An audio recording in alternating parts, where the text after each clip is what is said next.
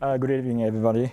I'd like to thank the organizer for this opportunity to show our recent development of new experiment using micro droplets as a target of negative energy ion beams in vacuum.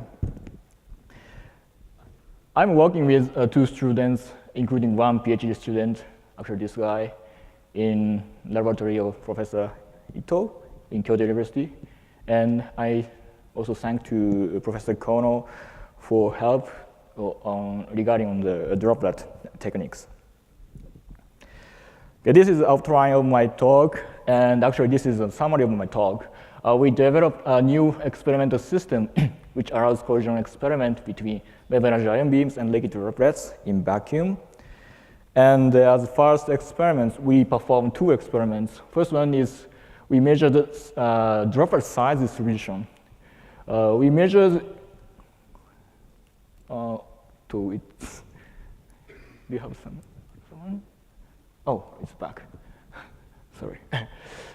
We measured the energy loss distribution of projectile after penetrating through the droplets. So from the energy loss measurement, we can say the droplet size, and we know that we have a few micrometer droplet in the collision region. And the second one, this is the main topic. We performed time of flight mass spectrometry for productization from micro droplets induced by wave energy ion beams. In this presentation, I'd like to show you one example. We observed class ions, or these ions produced from ethanol droplets. Okay, so interaction between wave energy ion beams and liquid are important as a fundamental variation to observe to study the radiation effects in our body and maybe other application. So this is one of the fundamental issues in radiation chemistry or radiation physics. But liquid has a high vapor pressure in vacuum, so various techniques allowed that in vacuum condition is difficult to apply such a liquid target in usual way. But in our laboratory, already we reported one experiment by using a liquid jet.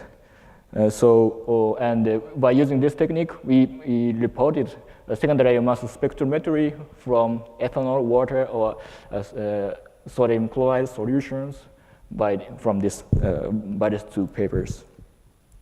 In this work, we prepare a liquid droplet target in vacuum as alternative method to study such a collision experiment with liquid target in vacuum.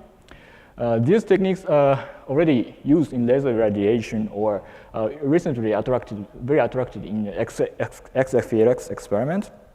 So we are doing a similar experiment with wave energy collision to analyze the product ions from the liquid target. And this technique has a technical advantage compared to liquid jet.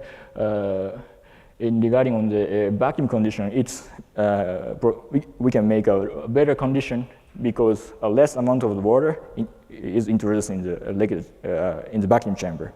It is important for a process measurement of the mass spectrometry. Okay, so our droplet was produced in atmosphere like this. We have a small hole. Our chamber has a small hole like this, 200 micrometer diameter, and we put thin glass capillary just in front of the hole, and we flow the liquid slowly. And always air is flowing into the vacuum chamber, so with help of this flow, liquid also flow into the vacuum. And it makes very thin liquid jet, and finally it's broken into the droplet. And actually this technique was invented by our students without no information, but unfortunately this technique was already reported in the last century, and at the same time it shows better pictures. Anyway, we are making a droplet like this, and we introduce droplet in the collision chamber. And we have a 3-stage of differential pumping stage, and we achieve a 10 to the minus 4 or better vacuum condition during the experiment.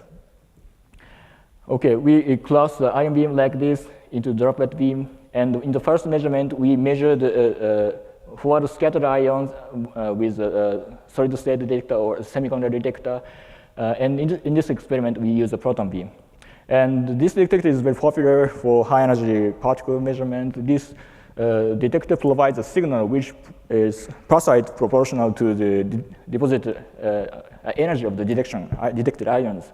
So we can perform very easily the energy analysis measurement from just the parasite analysis. And TOF measurement, time of measurement was performed with this carbon wave with 2 MeV. And in this presentation, I'll show you the positive product ions results. And additionally, we have 2 trigger modes. First one is we use pulsed ion beams. But in this presentation, I'd like to focus on this second mode, electron trigger mode. In this mode, we measure the secondary electrons by a electron detector. It's a kind of Chandlerton detector. And we use this signal as a start trigger of the time of flight spectra, time of flight measurement. And this technique is very useful to distinguish product ions from the droplet targets, like this. When ion hits the droplets, large number of electrons would be should emitted, so it gives a quite high pulse. In contrast, it hits the background gas phase molecule.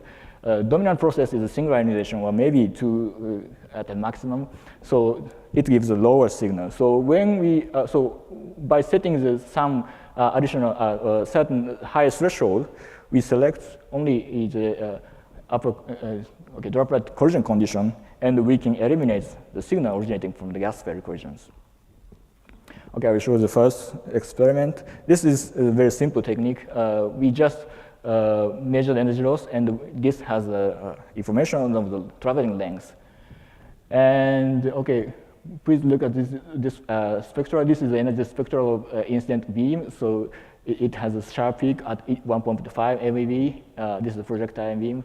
And this shows the energy spectra when we introduce a droplet target. So it has a very broad energy spectra, and they show the energy loss about 100 keV or maybe 200 keV. So it's corresponding to the 10 micrometer or a few micrometer depth. It is easily calculated from the range information. Okay, to observe the more precise distribution, we have to make some simulation. This is preliminary calculation, but we should make simulation with Giant4 code. We calculate the energy loss spectra for specific size droplets, and we make a linear combination of this spectra, and we reproduce this experimental spectra. From the factor of the linear combination, we know we have a size distribution of around 1 micrometer. Okay, now I'll show you the mass spectrometry result. This shows the time of flight mass spectrometry, time of spectra from the ethanol droplet. We observe the intense small fragments as well as cluster ions, hydrated cluster ions up to maybe 7. This is a measurement with a lowest threshold case. So now we increase the threshold. You see the small fragments deflect drastically, but cluster intensity doesn't change because clusters are produced from the droplet. Okay, this shows expanded figure, this lesion. Okay, in this case, blue signal was shifted like this to compare the structure, peak structure. Okay, we observe the large difference here. This is protonated ethanol. This is hidden in the blue spectra due to the strong ethanol peak. And we observed at 75, this is a protonated diethyl ether. I'm not sure the pronunciation right, but okay, and we assign the additional peak here, 73. This is the 2 hydrogen loss from this molecule.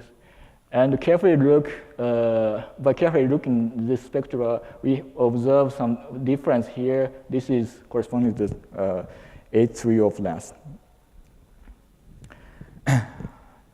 Okay, so this is the possible production mechanism. So first, ionization process produce ethanol plus ion, and also H-loss ions are produced according to this literature.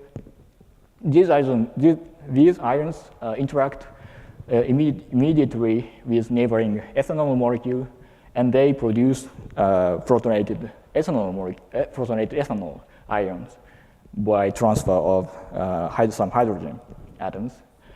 And at some certain high temperature, it can dissociate, and it can produce H3O plus like this. And these ions can react further with neighboring ethanol, and this ion produce a protonated diethyl ether, and this ion produce this molecule. And maybe further decomposition contribute to make some